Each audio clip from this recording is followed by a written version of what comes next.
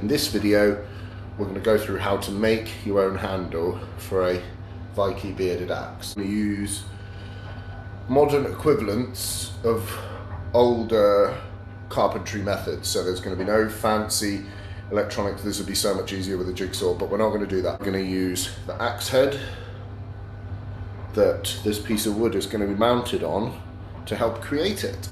Hardwood that you're going to buy in battens come rectangular like so.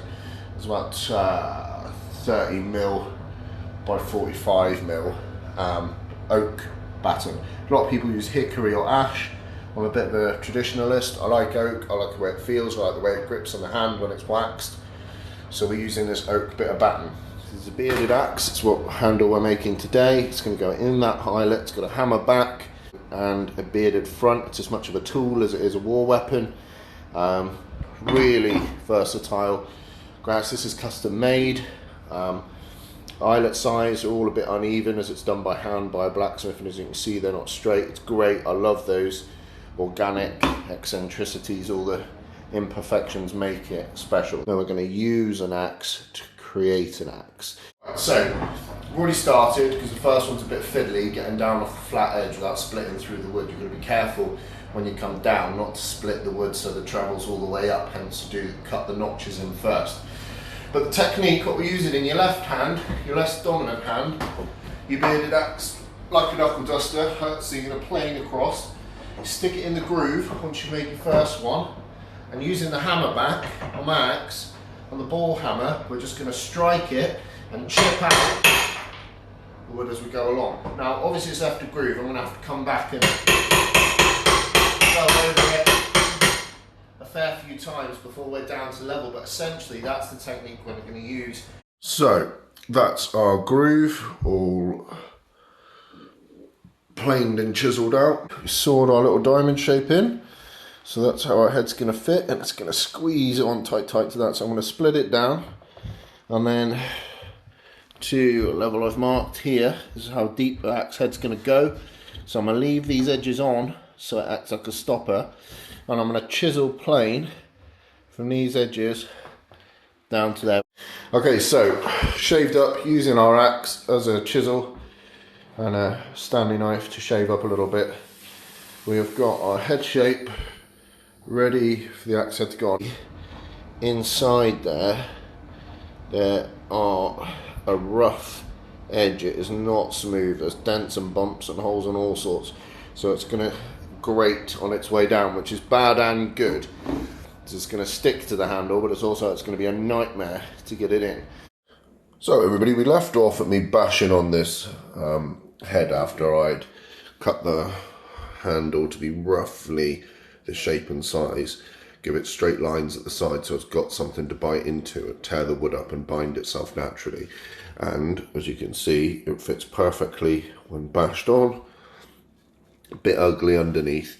Maximum depth it could have gone to was that line. We're about 3mm off it. Remembering that we're using no power tools.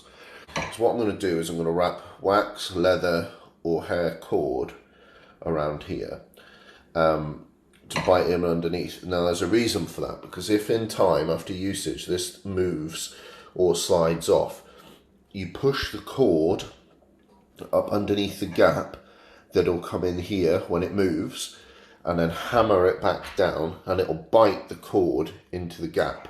It's a useful tip. It's why a lot of them would wrap it just underneath without that crisscross pattern down the handle. That was just to stop a blade from cutting into the wood. It'd bind into the leather. But if we tie in here, as on one day this gets looser, we tie the cord around inside and then bash it back down again. So it's almost carrying your tightening device with you, because all you need is another axe or a hammer to bash this back on. Alright, had to sort of finish off Jason's wonderful instructional video, because whilst he did sterling job, and filmed it all, he didn't sort of film the final product. But I let him off because he did give me the axe for my birthday, which was bloody lovely, isn't it? Always have someone who would make you an axe for your birthday. Good tip, that. So yeah, as you can see, he did what he said, and he's bound around the end there. Look, I'm not going to lie, it's rustic. He's not a trained axe maker. They did this for me, and it's fucking awesome.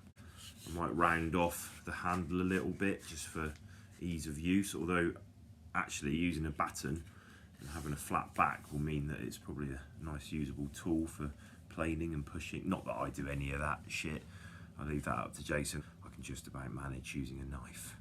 All that other stuff I don't understand. Obviously you could use like a branch, which would already be rounded.